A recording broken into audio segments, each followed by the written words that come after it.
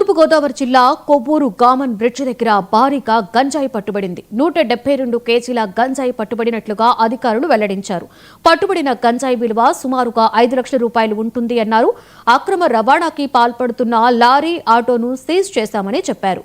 జిల్లా ఎక్సైజ్ అధికారిని లావణ్య ఆధ్వర్యంలో ఈ తనిఖీలు చేపట్టారు.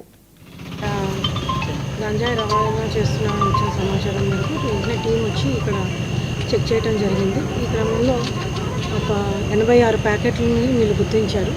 ఒక్కొక్క ప్యాకెట్ 2 కేజీల వరకు ఉంది గంజాయి. ఇందులో మొత్తం మనకి కాంట్రాబ్యాండ్ వచ్చేసి 172 కేజీస్గా గుర్తించడం జరిగింది.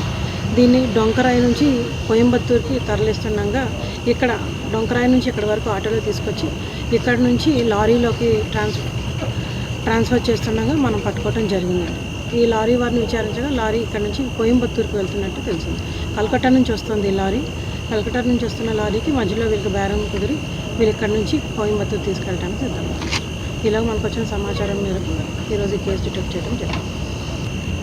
3 ముద్దాయిలను అరెస్ట్ చేశారు. ఇందులోని ఒక ఆటో డ్రైవరు, 2 లారీకి సంబంధించిన వ్యక్తులు, మొత్తంగా 3 ముద్దాయిలు.